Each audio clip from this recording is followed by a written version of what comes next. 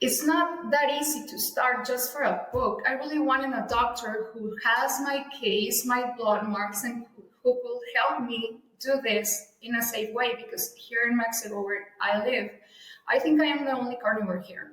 I saw so many doctors, and not one could even join the dots. Not one asked for my HDL, my vitamin D, my homocysteine.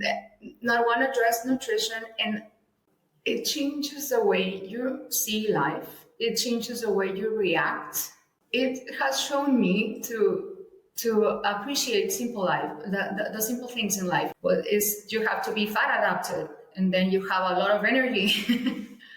I don't have minds. And if I had the answer in that time, my life would have been really different. People that are older, they need that doctor to tell them to do this, not me.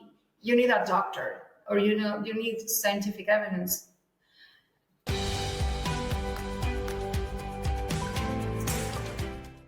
Hey folks, it's Dr. ShawnBaker here. Hey, if you or someone you love is suffering from chronic disease and you're tired of just managing symptoms with potions, pills, and procedures, I want you to check out Revero.com.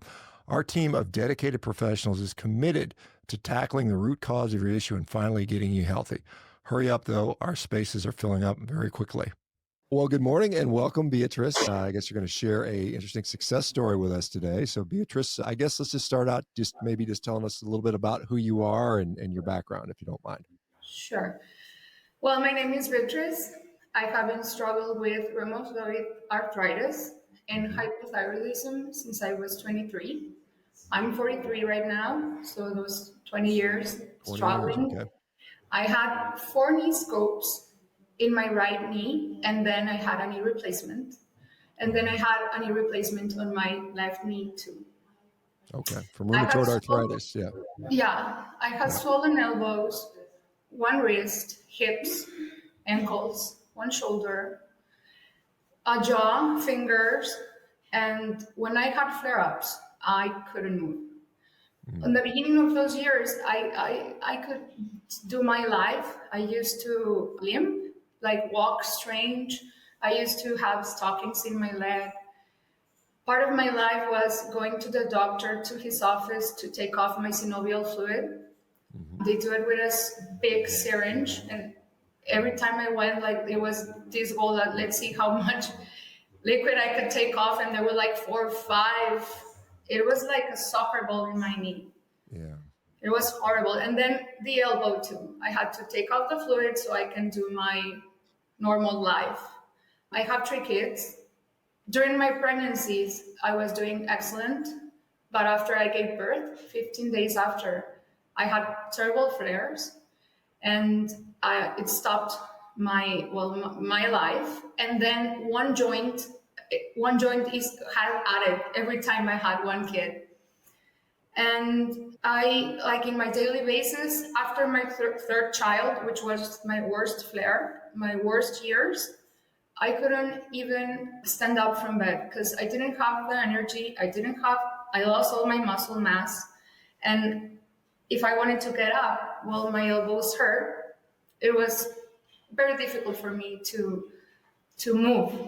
And I had to walk down the stairs once a day. My little girl even learned how to go down the stairs like her mom, one step at a time, very slowly, not facing forward from the side. Well, that was my life. I got several diagnoses, misdiagnoses. They told me I had villonodular synovitis, that I had ankylosing spondylitis. I had depression, I had panic attacks, who led me to the hospital several times. I was medicated for all of that. Hypothyroidism, arthritis, methotrexate, hydroxychloroquine, sulfasalazine, prednisone. I used shot of cortisons too. I had a pill for a panic attack, pill for anxiety.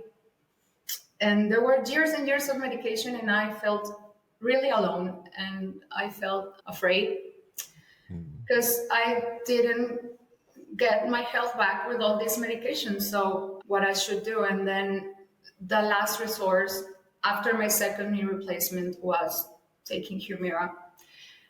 but something inside of me told me not to take it because it was my last resource. I was 38, and if it didn't do its job, like all those medicines I have taken, there was no other answers in the medical field. Yeah. So I was really afraid. I said no. I didn't knew anything about metabolic health. I didn't find any doctor who addressed nutrition, exercise, vitamin D, nothing. But I started to find the way. Thank God. I after that I found a health coach who told me to do keto. Was And this, Beatrice, this is all in Mexico that this was happening. Is that right? Or where was this? yeah, but I had 2 knee scopes in Mexico, and when they told me I had villonodular synovitis, I went to Scottsdale. I look for better medical advice. I had my knee replacements were done there in Scottsdale, and my rheumatologist was there too. So in Arizona, okay. Yeah. Yep. And then, well, I found a health coach here in Mexico who told me do keto, and I was okay.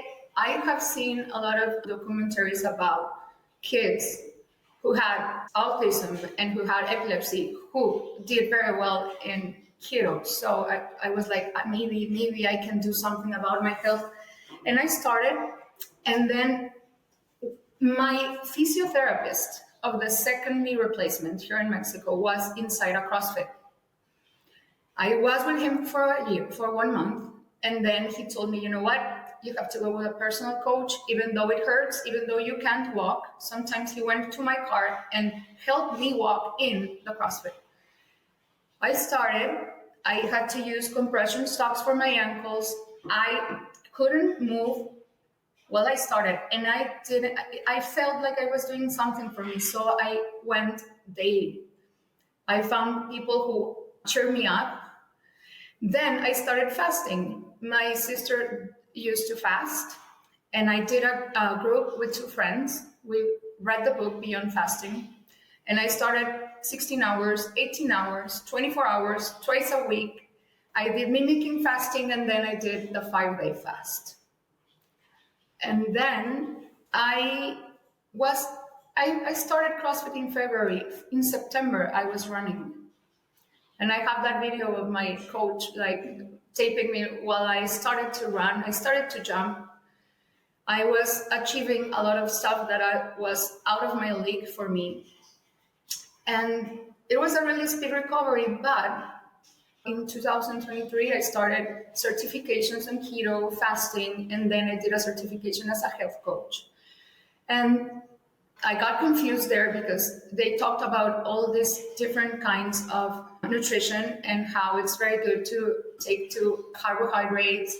And keto was one class, eat the rainbow. So I started to do that.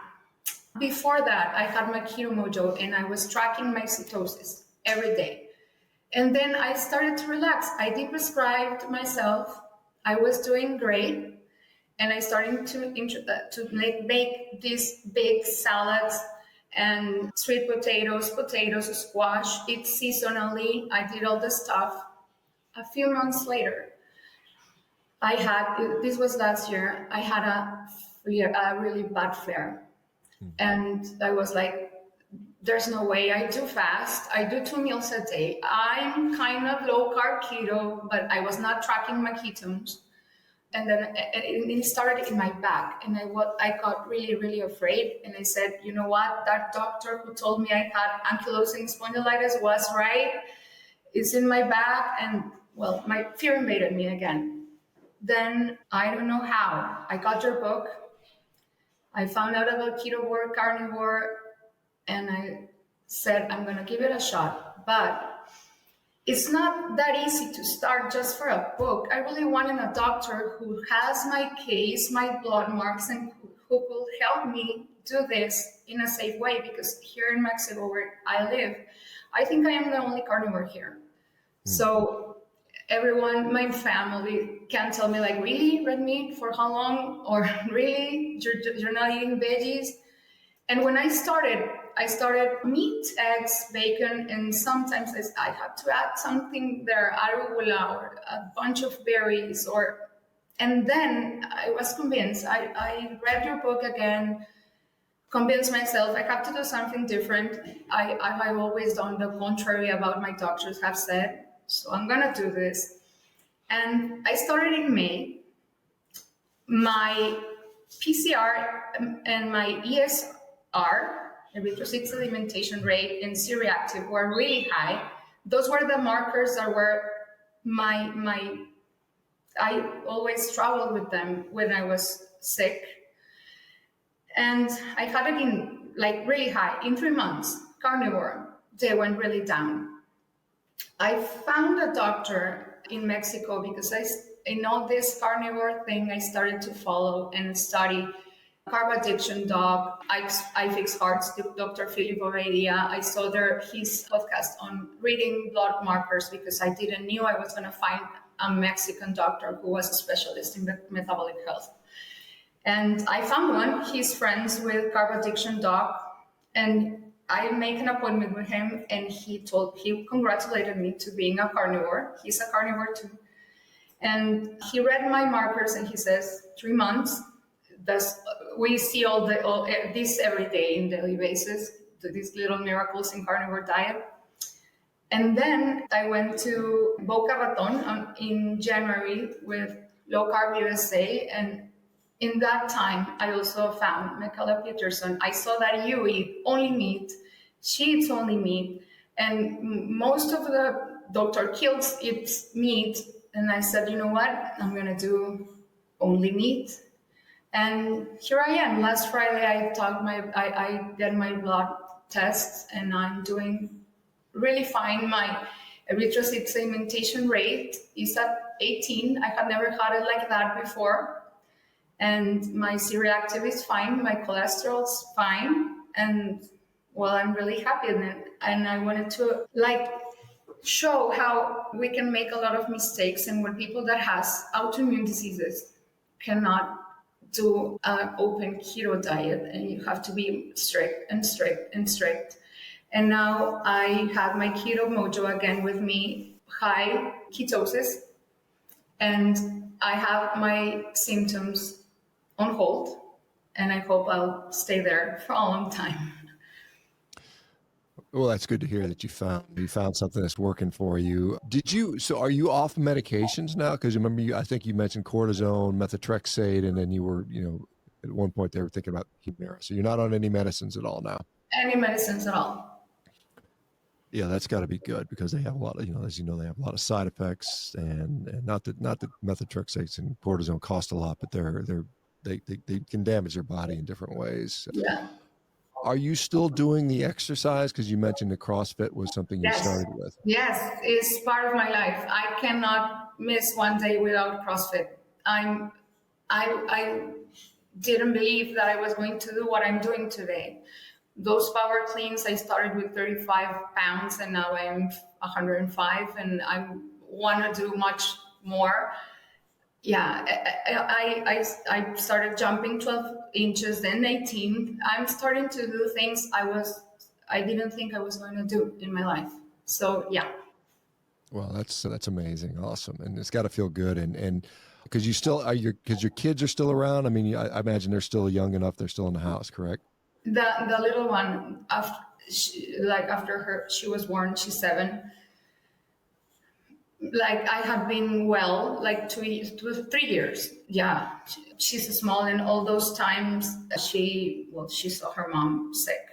The middle one, she's 13. She cried at night, and she told me, "My mom, I don't want you to die." They knew I was not normal, because when I went with them to Disneyland or some vacations, I used scooters. I was like an old lady. I couldn't walk. I was in scooters every time, and I was young, and I didn't have that energy to play with them or run with them or carry them, nothing. Are you still in contact with the rheumatologist that diagnosed with rheumatoid arthritis or any of that stuff? No, I haven't been back. I would love to, but no, I haven't. Not even. I guess you don't need them, right? You don't need the doctor for that stuff because your diet's No, taken care of. I change my doctors, and I do it in one. This Dr. Ren, he's special. He's a SMHP practitioner, and I was why I saw cardiologist, rheumatologist. The one of the hypothyroidism is I saw so many doctors, and not one could even join the dots. Not one asked for my HDL, my vitamin D, my homocysteine. Not one addressed nutrition. And when for example, after my 15 days, I gave birth and I have my big knee. Why not? The gynecologist said, you know what, this is not normal. This has to do with your autoimmune disease. Because with my first child, I didn't knew I had an autoimmune disease, and I did that happened. So why I didn't have answers. I felt so alone. That's why I had panic attacks. I don't have one doctor to trust on and to connect everything. And my orthopedist in Phoenix was really, really good, but he was an orthopedist. He did a great job doing my scopes. That he's the one that sent me to a rheumatologist. And this rheumatologist, it was really hard for me because he said, or Humira, or if this disease progresses, it can cause unreversed damage, like my knees, but it can go to an organ and you can die. And I knew that because when I was really, really bad, well, it feels like this disease is consuming you. When at the beginning, no, but as it progresses, you stop to live. I couldn't even wash my face, brush my teeth, and I was 35, 38. I couldn't move. So,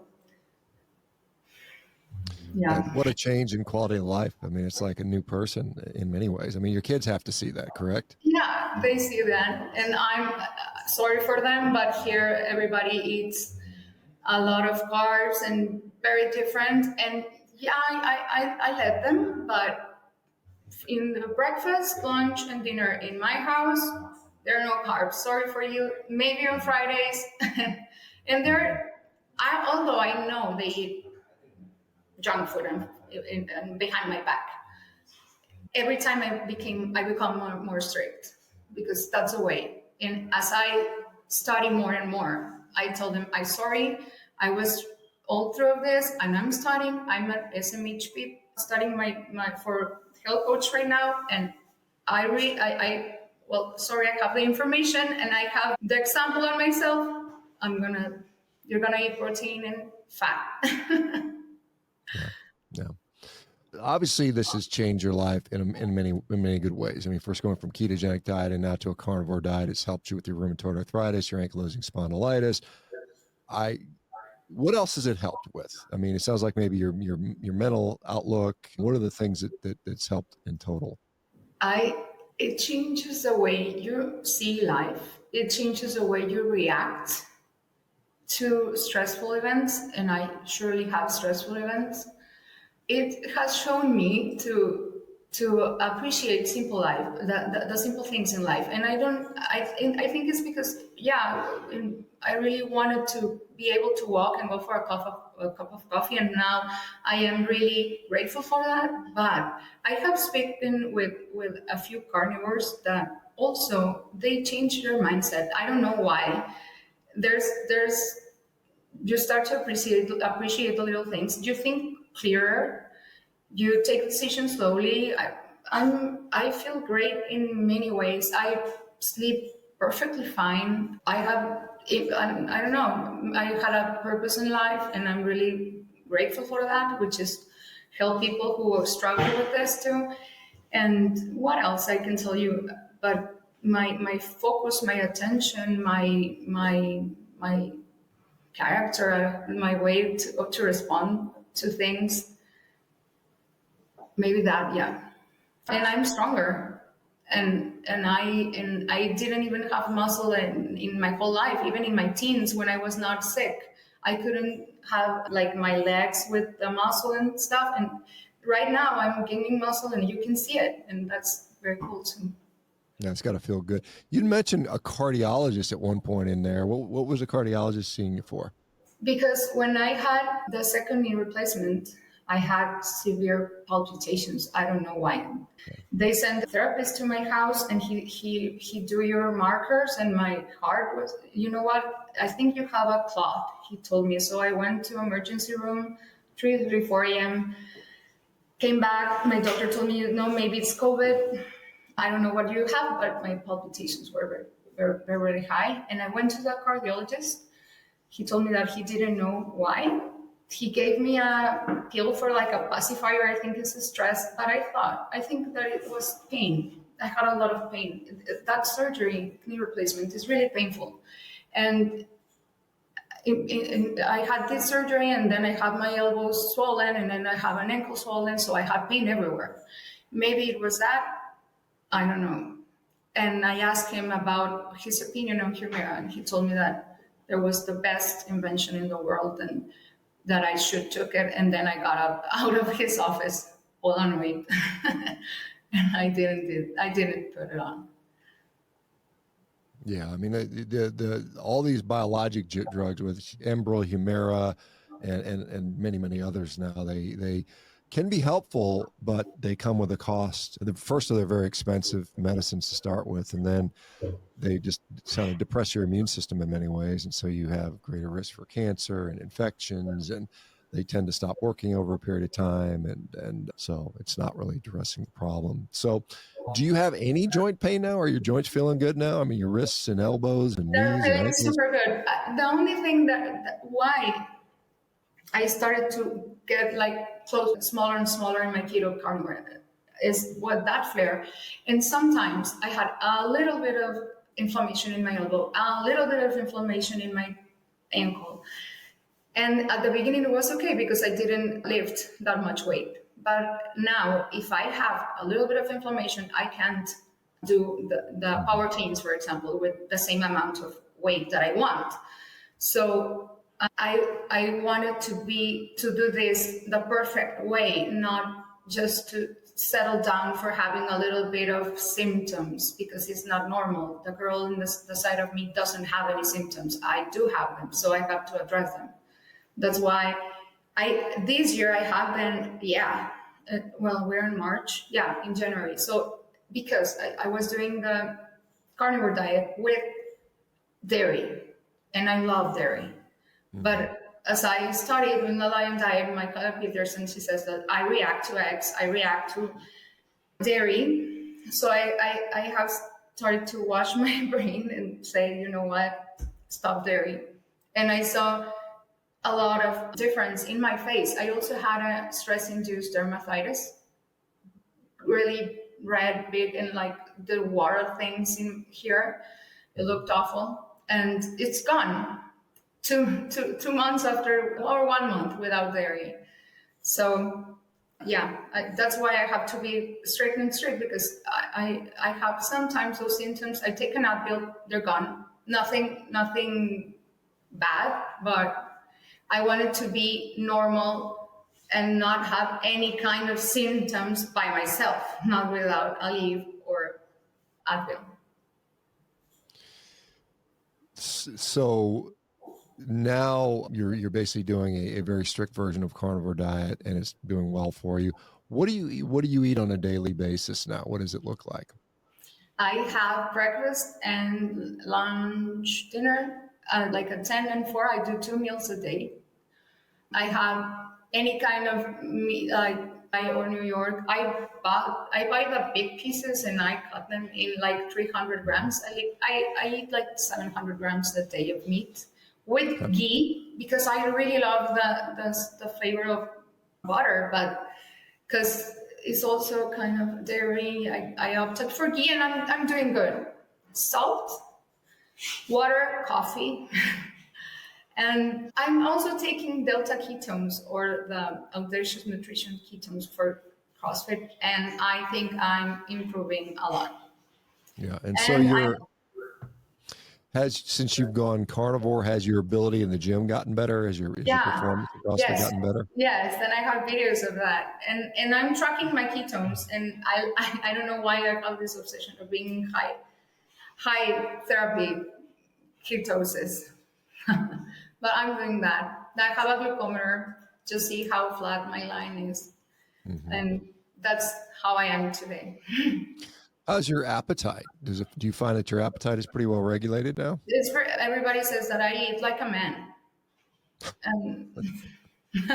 Well, in my house, everybody thinks that women have to eat a little bit. And no, I eat the whole steak. And if I go to a steakhouse, I don't share.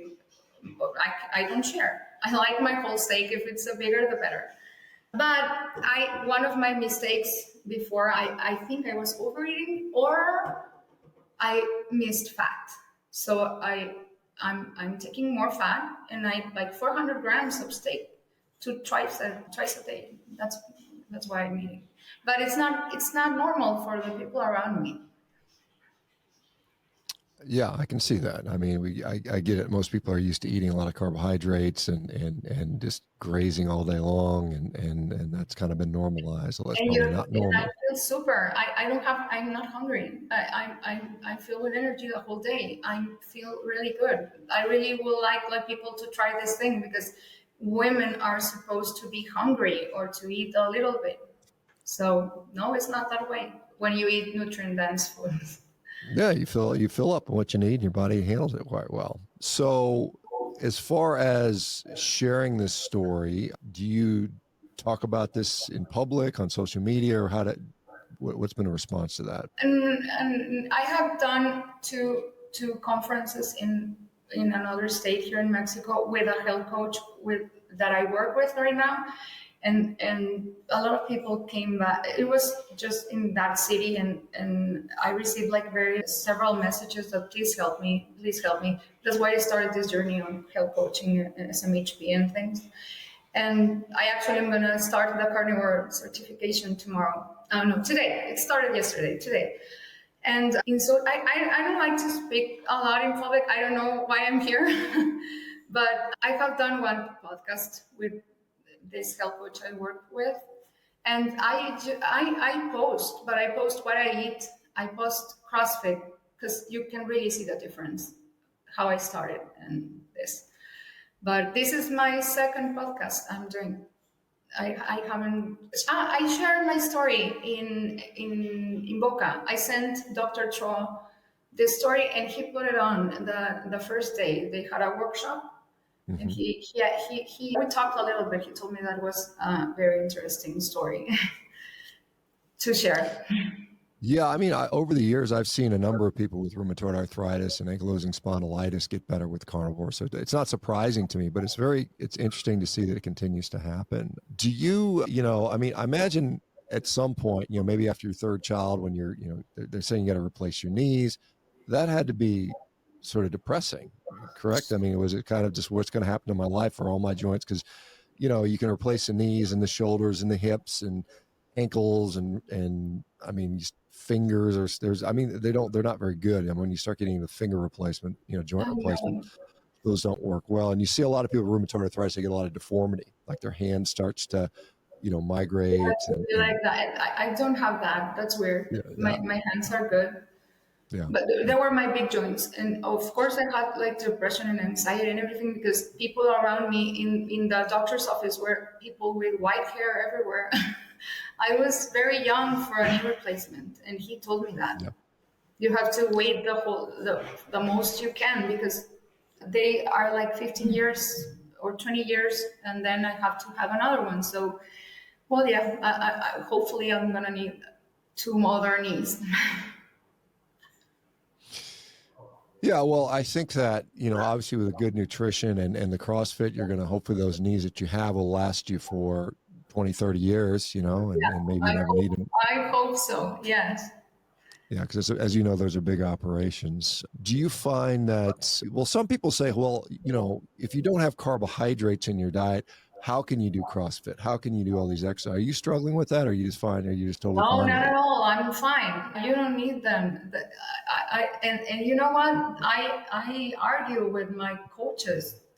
There is one that is studying nutrition. He always says to me, if you had carbs, you will be stronger. Yeah, and I was now. And we're just always debating and just showing him that in my situation, I don't need carbs. I can do the whole class, and like everyone, there are better days than others, but I can lift like the my partners that have been doing CrossFit for years, that are of my age. I'm on the same level or maybe a little higher, or of the ones that are starting. And for me, it's too much because I started in 2021. I have a few, and I started like an old lady. So it's a really big improvement, and ketosis was involved. And to have ketosis, you cannot eat carbs.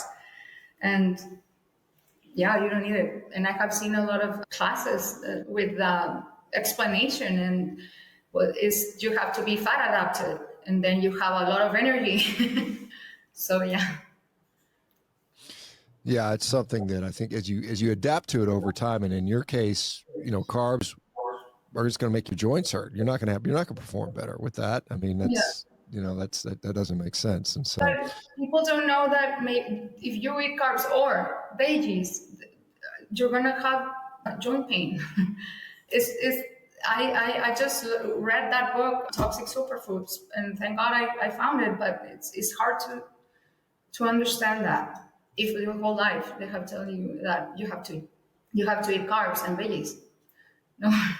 yeah, we've all been taught that vegetables are the superfood, and we all need to eat, lots and lots of vegetables. That's the key to health. And it's, I mean, to be fair, eating a lot of vegetables, you might lose weight because you can't absorb them. They just all end up in the toilet, and so yeah, you're going to lose weight by eating vegetables. But they're not. I don't think they're inherently all that special. I mean, meat is far better nutrition in my view. What have you encountered any negatives since switching over to an all carnivore diet? Have there been significant negatives that have occurred? No negatives. No, just positives. First of all, I do my food really fast. I'm not thinking what I have to eat. I'm savoring my meal. Like if it's time to eat breakfast, I after when I'm in CrossFit, I say it's time to have breakfast. Nice. So I'm really craving meat, and it's really easy for me. And in my house too, because dinner and breakfast is some kind of protein or eggs. No more stuff. It's really easy. It's really helpful with time and with the kitchen and everything. And it appears to be more costful, but it's not. I don't buy any peppers, any cauliflower, any Brussels sprouts, any kind of. I don't eat cheese right now, so any cheese, any dairy, nothing. Just coffee and meat, salt, butter, that's it. And there's no negatives for me. And I think my face is better, my skin's better. I look how my muscle is. I can see I'm how do you say marked in Spanish is marcado, like you see yourself, your muscles. Just positive, really. Yeah, and just when you're feeling better physically, it's got to make you feel better mentally, maybe more confidence, maybe less anxiety. You're not fearful. I imagine when your joints were always hurting, you're probably scared to do things. I would imagine. Is that fair to say? Yeah, yes. Today I think about jumping. It makes me. I'm fearful of jumping. I still have that respect to the box, but I do it anyways. Yeah, it's one thing. The one thing I will say about jumping, and I do a lot of box jumps, in my own training, but I always jump on a foam box. I don't like those hard metal boxes or the wooden box because you miss and you can. I bought my box. I have my the one that if I do something wrong, I'm not gonna open up because I'm not going to open up my knee again. No, thank you. Yeah, yeah. See. Do you still? I mean, as an orthopedic surgeon, I was somebody as an orthopedic surgeon. I used to replace knees and stuff. We would sometimes follow up with our patients every year, to see how the knee is doing. Are you still getting follow up on that, or where are you at with the knee No, replacements? the last no, I I haven't seen my orthopedist since, I don't remember when, 2020, maybe 2 years, because I had one and then the other one year apart, and it was the same. And then I came back at 6 months, then 1 year. I sent him a picture of my first 5K trail run. He like cheered me up and look at you, and I haven't returned really. I was sick and tired about doctors. Yeah. It was a lot. A lot of doctors. That was my whole life. I'm tired, but I have to go. I know, like, to see that everything's good and on its place, and say hi. Yeah.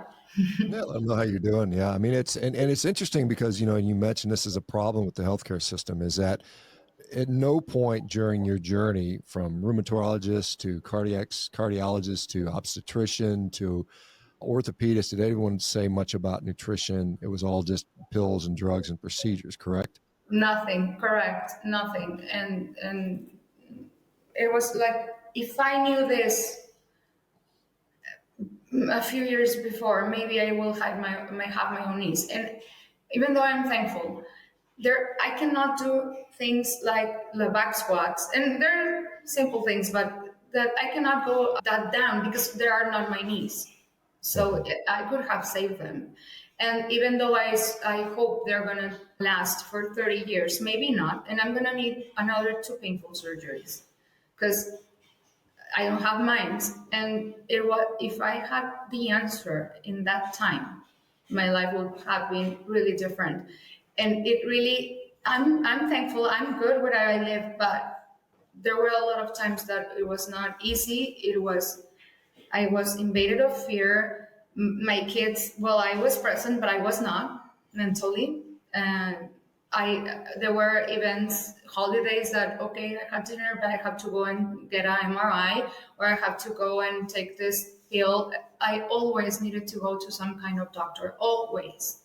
So Mexico City, everywhere. I had to drive to another city when I lived in Mazatlan to go and see one doctor, and then the other, and then the specialist in thyroid, and then the other. It was too much, and it's addressed in the same thing. They don't connect the points that this hypothyroidism has to do with my autoimmune disease too, and it has to do with the thing in my face, and everything can really relate. One of the things, a lot of folks with rheumatoid arthritis, they're not over. Many of them are thin. They're not like over a lot of weight. Did you have a lot of weight to lose, or did you not? Were you already thin? No, I didn't have a lot of weight to lose, but I'm sure I had insulin resistance when I was a kid. I had a high carb diet. I was always that girl that needed to lose 5 kilos and then 8, or I went to study to a boarding school and I gained 10 pounds, 10 kilos, that's the double in pounds. And then came back, and I always struggled like this, not being with a lot of weight to lose. No, I was not obese, but chubby maybe. Yeah. Yes. Yeah, because a lot of people will say, well, it's just because you lost weight. That's the only reason. But I see it like things like what you have with autoimmune disease. There's a lot of people who lose weight with a high carb diet, and their autoimmune disease doesn't go away like it has for you. And I think that's unique about that. Do you work, or are you a full-time mom? What is the stuff that you do? I'm working as a health coach in the mornings. And in the afternoons, I'm a mom because I have 2 teens and a little one. So I kind of work 3 hours in the morning, and then I study my SMHP, and then I go for them to school in the afternoons. I'm a mom. What of your friends and family and because they've had to have seen your transformation, going from, having to be in a scooter and not hardly able to walk or move and always in pain, to what you are now, doing CrossFit and happy and moving.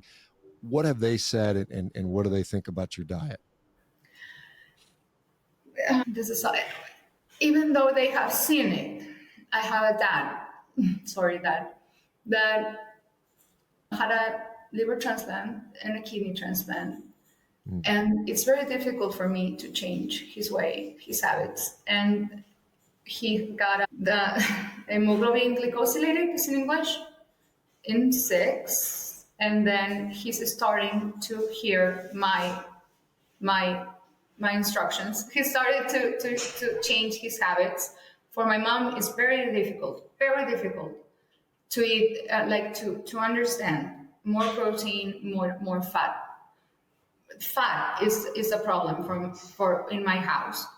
I have a sister who is keto for very keto since a lot of years. She's keto. She's fast. She fasts when she's in her pregnancies. She's keto. She fasts. And but my parents is a deal. My uncles, my everybody does their own life the same way. That I don't know why you are not. There's a like a saying that you are not a prophet in your territory, something like that in Spanish, and it's true because I have a lot of people who follow my steps, but they're not from my family or people around me. They're from other cities and other towns. Yeah, it seems like they won't take advice from their own family members because they know all the things you've done wrong, and so it's hard to convince people that are too close to you sometimes. Let's see. So no medications, doing CrossFit, getting stronger, getting healthier. Gosh, what and you said you're planning on. Oh, this is a question. So in Mexico, what has a general perception been? Is carnivore growing in Mexico in your experience? Is it still keto, or is it still very much not very many people doing it? No, I think this is still keto with its struggles. That maybe keto is not so good in the future because maybe your kidneys. You can hear that. I don't know carnivore. I started with a friend, and then I prefer keto. And okay. But no, I found this doctor and we have a chat. My health coach is carnivore. Well, the health coach which I work, she's carnivore too. And we have a chat with a few carnivores that we have known in this journey. But no, I hopefully it's gonna grow because no, and I don't know if in the States, but that Society of Metabolic Health Practitioners was for me great because all those doctors that were speaking there were the doctors I was looking for when I was sick. And now there are. And for my mom, I think, and for people that are older, they need that doctor to tell them to do this, not me. You need a doctor, or you need scientific evidence. A doctor who tell them to do that. I'm a health coach. They need a doctor. And here, in Mexico, I just know 3 or 4 of them. Yeah, we, one of the things I like about our company, Revero, is we have doctors that actually help people with this stuff. Because, you go to the doctor and they don't know about it. They don't know how to do anything about it. They don't know how to guide people correctly. They don't support them. So it's nice to see that. In Mexico, how hard is it to do carnivore? Is it pretty easy to get plenty of meat? It's super easy. Where I live, there's a bunch of very good meat, local ones. And meat here is delicious. So it's really, really easy. Yeah, I mean, a few times I've been to Mexico, I had no trouble getting good meat. I thought it was fine. I mean, you went to the north part of Mexico or the south? So I was in, where I was in near Cancun, and I've been to, what's the other one? Oh gosh, I'm blanking now. Puerto Vallarta, and in both those places, it was pretty easy. Well, obviously they're tourist beach towns. But my wife was in Mexico City recently. She had to go down for business, and she thought it was lovely, and there was lots of good stuff there as well. I mean, I hear great things about Mexico City. I've never been though. It's really big. It's nice. No, it's very easy. And where I live, it's really easy. Here in Sonora, it's the north near Arizona. We have a lot of meat and very good meat. So easy. Yeah, there's a lot. Yeah, there's a lot of farming that goes there. Well, do you have any kind of website or anything you want to share with? I have my people? Instagram, and I just have in my Instagram is TICHINAUVH, and say that again. Can you say that again? TICHINA,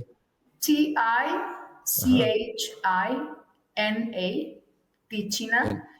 N-A? Yeah. V Oh, I see it with a V. Okay. Yeah, it's Tichinavh. Yeah, Tichina. Okay. Valenzuela Hernandez. It's Does my that does that does that mean anything? I don't know what that no. means. Okay. My name is Beatriz, but my friends call me Tichi, Tichina, and Okay. So yeah, I'm looking. I see you in there doing CrossFit. Here you are.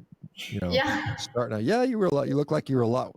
I see a video from 2001, 21, 35-pound deadlift, and you look a lot more, maybe more frail then. And then I here you had are my doing if you once. if you if you see over there, my elbows are I Yeah. cannot straighten them. They Yeah, I were can see like that.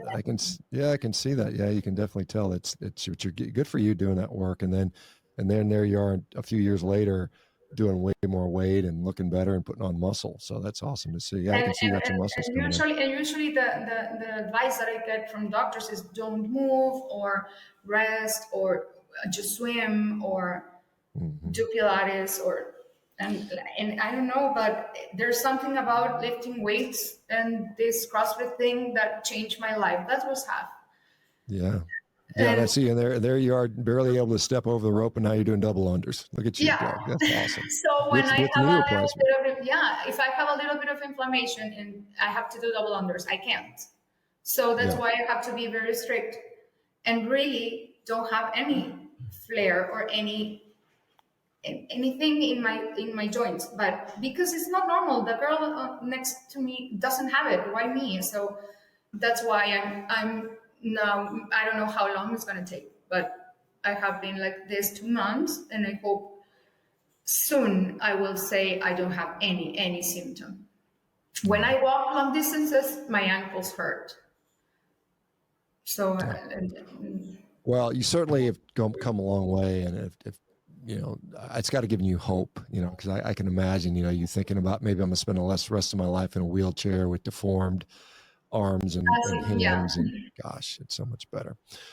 Well, I'll tell you what, Beatrice, thank you for doing this. I really appreciate this. Should hopefully inspire a lot of other people that might have rheumatoid arthritis or some other inflammatory arthritis to know that there is hope, and it's you can change your life, and it's so exciting to see that. Thanks for doing this. I no, and appreciate it. thank you for your book. It changed my life. That was the path. Then you, and then I start following the like other doctors, Michael Peterson, and thanks to that, what you're doing, I'm here, and I think a lot of people too, because I have seen your testimonies and the testimonies of her too, and thank you for your book. Here it is. Yeah. Well, thank you for doing that. And I And always recommended it to everyone. we got to get a Spanish version. I'm trying to get the publisher to do a Spanish version. Thank you, Beatrice. Have a wonderful day. This will come out in about 2 weeks. So, and you'll inspire more people. So thanks for doing this. Appreciate it. Thank you Bye very bye much, now. Doc. All right. Bye bye now. Bye.